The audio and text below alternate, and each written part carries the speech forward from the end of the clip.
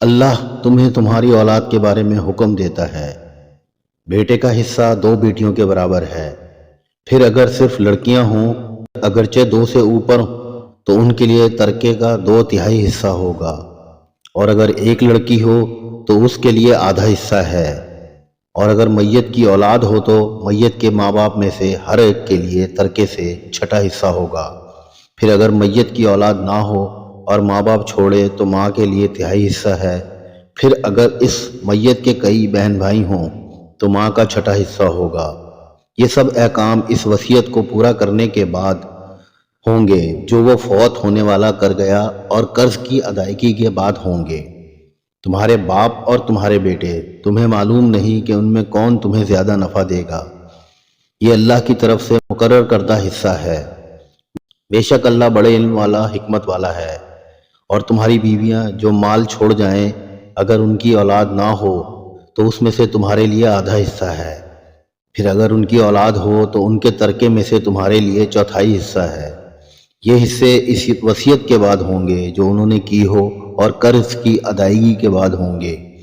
اور اگر تمہارے اولاد نہ ہو تو تمہارے ترکے میں سے عورتوں کے لیے 1/4 حصہ ہے۔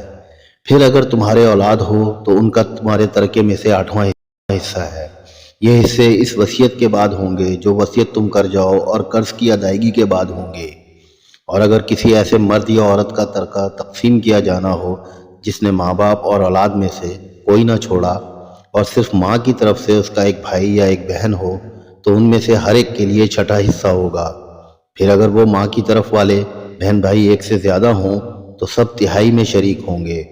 یہ دونوں صورتیں بھی میت کی اس وصیت اور قرض کی ادائیگی کے بعد ہوں گی جس وصیت میں اس نے ورثہ کو نقصان نہ پہنچایا ہو۔ یہ اللہ کی طرف سے حکم ہے، اور اللہ بڑے علم والا، بڑے حلم والا ہے۔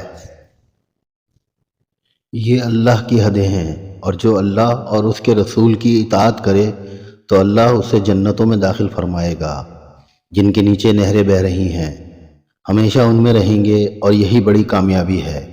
اور جو اللہ اور اس کے رسول کی نافرمانی کرے اور اس کی تمام حدوں سے گزر جائے تو اللہ اسے آگ میں داخل کرے گا جس میں وہ ہمیشہ رہے گا، اور اس کے لیے رسوا کن عذاب ہے۔ اور تمہاری عورتوں میں سے جو بدکاری کر لیں، ان پر اپنوں میں سے 4 مردوں کی گواہی لو۔ پھر اگر وہ گواہی دے دیں تو ان عورتوں کو گھر میں بند کر دو یہاں تک کہ موت ان کی زندگی کو پورا کر دے، یا اللہ ان کے لیے کوئی راستہ بنا دے۔ اور تم میں جو مرد عورت ایسا کام کریں ان کو تکلیف پہنچاؤ، پھر اگر وہ توبہ کر لیں اور اپنی اصلاح کر لیں تو ان کا پیچھا چھوڑ دو۔